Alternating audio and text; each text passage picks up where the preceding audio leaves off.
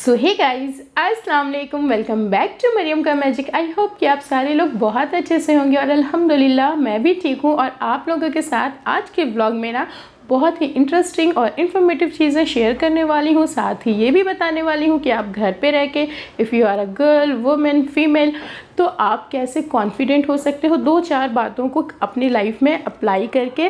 तो वीडियो को एंड तक ज़रूर देखें। और यहाँ पे मैं देख रही थी चाँद रात के वक्त इतना खूबसूरत लग रहा था। हालांकि ये जितना ज़्यादा खूबसूरत लग रहा था I could not capture it as beautifully on my mobile, क्योंकि मेरा मोबाइल जो एंड्रॉयड है सिंपल है, तो उतना ज़्यादा वो होता है ना क्लियर जो होता है पिक्सल या कुछ भी जो वो नहीं हो पाया। लेकिन फिर भी मैंने सोचा आपके साथ शेयर करूं। और अगर आपको कभी कभी बहुत ज़्यादा स्ट्रेस या टेंशन रहता है ना, आप सनराइज़ या सनसेट या मून राइज़ ये इस तरह की चीज़ें देखते हो ना, तो आपको बहुत खूबसूरत लगता है। हालांकि क्रिएटिविटी हम लोगों को इन सब चीज़ों में नज़र आती है। और अब बात करते हैं ब्लू नेक्टर के इस Shubhr mushroom and rice water serum की, जो कि पिगमेंटेशन के लिए है और स्किन के स्पॉट्स को लाइट करने का क्लेम करता है। अभी मैं इसे जस्ट यूज़ करना स्टार्ट की हूँ, बट मुझे इसका रिज़ल्ट बहुत अच्छा लगा, तो मैंने सोचा आपके साथ शेयर किया जाए। इसकी जो इंग्रेडिएंट्स है ना सारे नेचुरल है। ये एक आयुर्वेदिक ब्रांड है। 845 रुपीज़ इसकी प्राइस है। 3 इयर्स इसकी शेल्फ लाइफ है। 30 ml इसकी क्वांटिटी है। This is not good for super oily और ऑयली स्किन। अगर समर में आप यूज़ करोगे तो इसका रिजल्ट बिल्कुल अच्छा नहीं आएगा। But if you have the dry super dry combination normal skin, या फिर आप विंटर में इसे ट्राई करोगे ना, आपको बहुत अमेजिंग इसके रिजल्ट मिलेंगे। और मैंने इसे भी थोड़ा ही सा लगाया है, लेकिन मेरी स्किन ना काफ़ी अच्छी ब्राइट सॉफ्ट और सप्पल सी लग रही है, हल्की हल्की ब्राइट भी लग रही है। दैट मीन्स कि हो सकता है ये मेरे पिगमेंटेशन पे काफ़ी वर्किंग रहे। हाँ, जब मैं इसे काफ़ी ज़्यादा यूज़ कर लूँगी ना, तो इसका पूरा डिटेल जो रिव्यू है वो आपके साथ इंशाल्लाह शेयर करूँगी। फ़िलहाल के लिए ये काफ़ी अच्छा प्रोडक्ट है।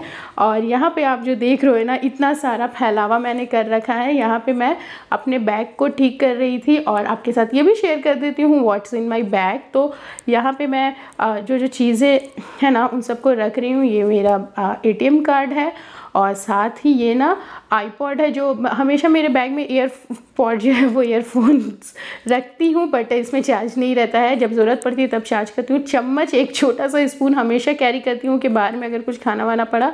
और साथ ही मेरी हैंड क्रीम बहुत पुरानी, और कुछ स्टेशनरी है, पेन, पेंसिल, इरेज़र, ये सारी चीज़ें। यहाँ पे मैं ना कुछ कैश मतलब कि ज़रूरत पड़ जाती है बाहर में, तो उसे भी साइड में रख ली हूँ। साथ ही मेरे जो शेड्स हैं, सन ग्लासेस, वो बहुत ज़रूरी हो गया है। आजकल ऐसी धूप हो रही है बाहर में कि आंखों की हालत ख़राब हो जाती है। और ये मेरा पर्स, जिसमें मैं पैसा या फिर कार्ड्स या जो भी इंपॉर्टेंट चीज़ें होती हैं वो रखती हूँ। और ये मेरा पाउच है, जिसमें मैंने लिप बाम, एक छोटा सा इतर और hand cream, paper, pencil, eraser, वो सारी चीज़ें, इरेज़र तो शायद नहीं है, ये सारी चीज़ें मैं इसमें रखती हूँ। और इसी में मैंने ना एक बॉल पेन भी रखा हुआ है, जो कभी मुझे ज़रूरत पड़े तो यूज़ करना होता है, तो ये थोड़ी इजी हो जाती है।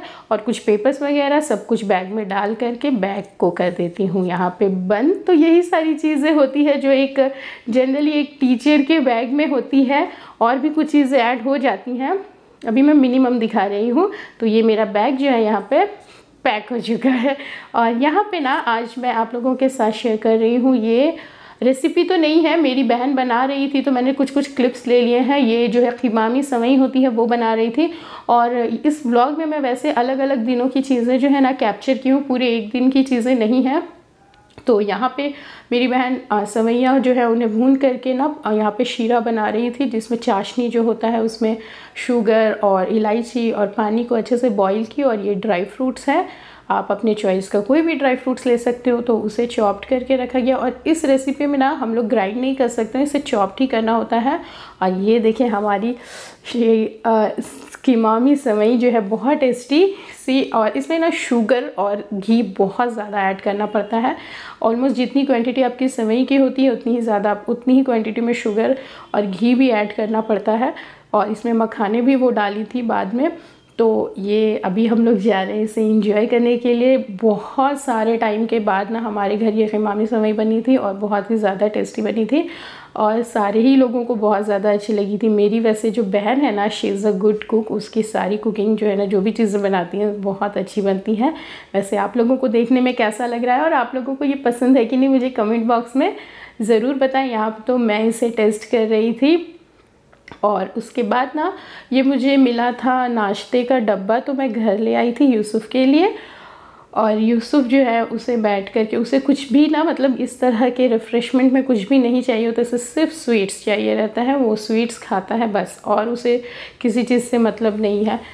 तो इसके बाद जो चलते हैं हम लोग किचन में, और किचन की हालत आप देख सकते हो। तो अभी मैं किचन को पूरा क्लीन करूँगी और सब्ज़ी बनाऊँगी, और साथ ही साथ आते हैं उस टॉपिक की तरफ जो कि हमारा आज का टाइटल भी है कि how to be confident. Specially अगर मैं एक गर्ल के कॉन्टेक्स्ट में बात करूँ तो बेसिकली मुझे ये लगता है ना कि कॉन्फिडेंट होने के लिए जो चीज़ें बेसिकली बहुत हम लोग जो दुनिया में देखते हैं एकदम प्रैक्टिकली, मैंने जो अपना पर्सनल एक्सपीरियंस में देखा है कि जो लोग ज़्यादा खूबसूरत होते हैं वो कॉन्फिडेंट होते हैं, जो रिच होते हैं जिनके पास सफिशिएंट मनी है वो कॉन्फिडेंट होते हैं। कुछ लोग ऐसे होते हैं जिन्हें टैलेंट अल्लाह ताला किसी को खूबसूरती देते हैं, किसी को पैसा देते हैं, किसी को कोई टैलेंट देते हैं, ऐसा टैलेंट जो किसी और के पास नहीं है, कुछ भी क्रिएटिविटी का, सिंगिंग का, डांसिंग का, पढ़ने का, कुछ भी कुछ मेहंदी लगाने का या फिर कुछ भी इस तरह का देते हैं ना, तो वो लोग भी बहुत ज़्यादा कॉन्फिडेंट होते हैं जो क्रिएटिव होते हैं बाय बर्थ।